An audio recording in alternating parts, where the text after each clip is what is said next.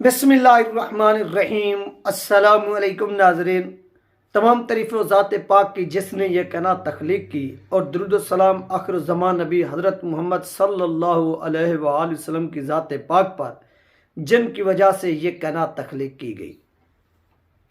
नाज़रीन, आज की वीडियो में हम बात करेंगे इस औरत मार्च की और इसकी कब बुनियाद रखी पाकिस्तान में। मैंने कल भी थोड़ी सी हिस्ट्री जो थी वो आपको बताई वुमेन प्रोटेक्शन बिल के हवाले से, और बाकायदा तौर पर ये मार्चेस कब से निकालना जो थे वो शुरू हुए, ये हिस्ट्री आपके साथ शेयर होगी। और इसके साथ साथ इनको सबसे ज़्यादा यानी मुज़ाहमत का जो सामना है वो किन की तरफ से करना पड़ा या करना पड़ रहा है, ये इनके पीछे खुफिया ताकतें कौन है, ये तमाम चीज़ें जो आप लोगों के साथ इस वीडियो के अंदर शेयर होंगी। चैनल पर नए हैं तो इसको लाजमी सब्सक्राइब करें, वीडियो को शेयर करें और कमेंट्स भी करें। जितनी बहन भाई देख रहे हैं ये आपसे रिक्वेस्ट है। सबसे पहली बात नाज़रीन, इस औरत मार्च की जो बुनियाद है 8 मार्च 2018 को पाकिस्तान के अंदर यानी पाकिस्तान की हिस्ट्री के अंदर 8 मार्च 2018 को पहली मर्तबा ये औरत मार्च का इनाकाद किया गया।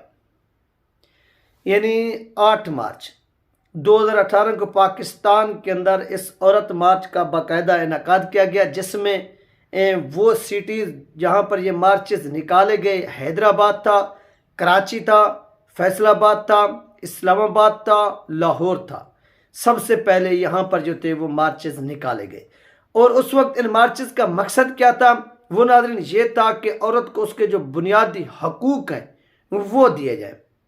उन बुनियादी हकूक़ में विरासत थी, और दूसरा जिस तरह औरत के ऊपर तशद्दुद होता है, यानी इन जितनी भी यानी उस वक्त ये चीज़ें जो थी वो इस मार्च के अंदर यानी जो स्लोगन थे ये तमाम चीज़ें थी, उनका मकसद ये था। अब हम इसकी पीछे नज़र दौड़ाते हैं, देखते हैं कि इसकी सबसे पहले पाकिस्तान के अंदर बुनियाद तो परवेज़ मुशर्रफ ने रख ही दी थी 2006 के अंदर वुमेन प्रोटेक्शन बिल जो था वो पास करके। तो ये आगे किस तरह से सिलसिला चलता रहा, याद रखिए कि पाकिस्तान के अंदर एनजीओज बनाई गई, तंजीमें बनाई गई, उन तंजीमों को बैरून मुल्क से यानी फंडिंग की जाती है। उन फंडिंग यानी जो उनको फंडिंग होती है, फिर जो पाकिस्तान के अंदर वो तंजीमें चला रहे होते हैं, उन तंजीमों के जो सरगना होते हैं उनको पकड़ा जाता है। यहाँ पर पकड़ा जाता है और इदारे पकड़ते हैं, इदारों के सरबराहान पकड़ते हैं, फिर उनके आपस में डीलिंग होती है कि इतनी जो पैसा मिलता है, यानी अगर बैर से इस वुमेन मार्च को अगर कोई फंड करता है या कुछ सपोर्ट करता है तो उसके बाद पाकिस्तान से भी इसको सपोर्ट की जाती है, और उसके बाद ये पाकिस्तान के अंदर सड़कों पर निकलते हैं। इसमें कोई शक नहीं कि ये जो लोग निकलते हैं यानी अगर इनका ये नारा कि औरत को बुनियादी हकूक़ दिए जाए, तो आज भी पाकिस्तान के अंदर आज भी 70% औरतों को विरासत में जो उनका हक बनता है, जो इस्लाम भी देता है, जायदाद ये वो नहीं दी जाती। ये रियलिटी है और इससे कोई झुठला नहीं सकता। यानी जो उनके बुनियादी जो उनका हकूक़ है, जो इस्लाम भी देता है, वो चीज़ें देनी चाहिए। लेकिन यहाँ पर वह हयात किस्म के नारे लगाना कि मैं औरतों की सड़क नहीं या वो बच्चे पैदा करने वाली मशीन नहीं, इस तरह के जो नारे हैं ये इंतहाई गलत है, गैर मुनासिब है। ये पाकिस्तान के अंदर जो एक हमारी सकाफत चली आ रही है, जो मजहबी रिवायात है, उनको तोड़ने के लिए भी यहाँ पर इस्तेमाल किया जाता है।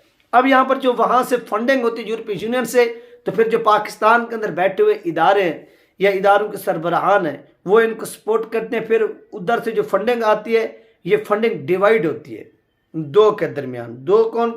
एक जो इन एनजीओज को, इन मार्चेस को हेड कर रहा होता है वो मारवी इस शर्मा ने पता नहीं कौन है, वो इसको हेड करती हैं। और उसको आज पकड़ें आप और उससे पूछें कि आपके पीछे कौन लोग खड़े हैं पाकिस्तान के अंदर, वो आपको बताएंगे। और ये खुरा इदारों की तरफ जाएगा, और क्योंकि यहाँ पर जो बैठे हुए लोग हैं ये फिर पैसा जो मिलता है, जिस तरह से डॉलर खाए जाते थे आपको याद होगा अफगानिस्तान से, और काम कराए जाते थे पाकिस्तान से, ठीक है। तो ये वही का वही सीन है, और इस तरह पैसा जो है वो डिवाइड होता है और वो लोग अपनी जायदादें बनाते हैं। इस तरह फिर इन जो जहाँ जहाँ पर फिर मार्चेस निकाले जाते हैं इनको फिर थोड़े थोड़े दिए जाते हैं कि आपने इस तरह से जो है ना वो बंदे इकट्ठे करने हैं, फिर वो स्लोगन दिए जाते हैं, फिर आप देखें कि इनके खिलाफ कोई FIR वगैरह भी नहीं होती। अब जब ये मार्च से निकाला गया तो उस वक्त तो इतनी इसके अंदर यानी उस वक्त पहली मर्तबा ये चीज़ थी कि यहाँ पर सिर्फ ख़वातीन के यानी जो बुनियादी हकूक़ की बात की जाती थी, जो हेल्थ वगैरह में काम करती हैं, यानी जो मुख्तलिफ महकमों के अंदर के उनके जो तहफ़्फ़ुज़ात हैं वो दिए जाए। पहले पहले ये स्लोगन बनाया गया कि जो ख़वातीन जॉब्स वगैरह करती हैं उनको मर्दों के बराबर जो है ना वो जिस तरह मर्दों को दिए जाते हैं अलाउंस वगैरह, इस तरह ये पहले पहले यानी इस तरह से, फिर इस तरह से इनको कन्वर्ट किया गया मज़हब की तरह। फिर वहाँ से ये बच्चों की पैदावार से लेकर ये आगे बढ़ते बढ़ते अब जो इस जहाँ का जो सिलसिला वो आ रुका है 295C के ऊपर। यानी इस मर्तबा ये जो मार्च हो रहा है, इस मार्च के अंदर जो मार्च को लीड कर रही हैं या जो मार्च निकाल रहे हैं, उनका मकसद है कि 295C को हज़फ किया जाए, पाकिस्तान के आइन से ख़त्म किया जाए। ये इस मर्तबा जो है ना वो इनका मकसद है। और आज लाहौर के अंदर और इस्लामाबाद के अंदर और दीगर जो जहाँ पर भी ये मार्चेस निकल रहे हैं तो हुकूमत ने इनको मुकम्मल तौर पर प्रोटेक्शन और प्रोटेक्ट करने का ऐलान किया है कि ये प्रोटेस्ट करें, अपना एहतजाज जो है वो रिकॉर्ड कराएं। हुकूमत इनको मुकम्मल तौर पर क्या करेगी, सिक्योरिटी फराहम करेगी, मुयसर करेगी। अब इनको सिर्फ और सिर्फ मजहबी यानी जो लिबरल सेकुलर लोग हैं वो कहते हैं कि नहीं ये चीज़ें ठीक हैं पाकिस्तान के अंदर, ये जो औरतें निकलती हैं बिल्कुल ठीक निकलती हैं, इनके ऊपर किसी को जो है ना वो किसी किस्म का एतराज़ नहीं होना चाहिए। और जो मजहबी यानी तबका है, ओवरऑल देखा जाए तो पाकिस्तान जो है वो मज़हब की बुनियाद पर ही इमारत वजूद में है, लेकिन इसकी जो असल चीज़ें वो लोगों के दिलों से निकाल दी गई और लोगों को मालूम भी नहीं। तो इस बुनियाद पर देखा जाए तो क्या किया जाता है कि मजहबी लोगों के ख़िलाफ़ इनको स्लोगन दिए जाते हैं कि आपने ये चीज़ें बोलनी है और इश्तियाल दिलाने की कोशिश की जाती है। फिर वहाँ से कुछ चीज़ें निकलती हैं, फिर ये उनसे वो नारे पक, जैसे अभी अशरा के अंदर जो कुछ हुआ लाहौर के अंदर, तो इस चीज़ को इन लोगों ने जैसे ही देखा तो इन्होंने कहा कि अब क्या किया जाए कि 295C जो है वो ख़त्म किया जाए। क्यों? क्योंकि यहाँ पर थोड़ी सी भी कोई प्रॉब्लम क्रिएट होती है तो जो गैर मुस्लिम होते हैं या वैसे भी तो उनके ऊपर तौहीन रिसालत का जो है वो इल्ज़ाम लगाकर फिल्फ और उसके ऊपर 295C का जो है वो मुकदमा बना दिया जाता है। लिहाजा इस चीज़ को क्या किया जाए, ख़त्म किया जाए। तो ये इस मरतबा इनको टास्क सौंपा गया है। लेकिन मजहबी जमातें बिलखसूस पाकिस्तान के अंदर TLP ने इस चीज़ की सख्ती से जो है ना वो मुखालफत की। उन्होंने कहा कि चाहे इनको हुकूमतें भी यानी हर बंदे का पाकिस्तान के अंदर ये राइट है, हक है कि वो प्रोटेस्ट करे, एहतजाज करे, अपने जो हकूक़ हैं वो मांगे।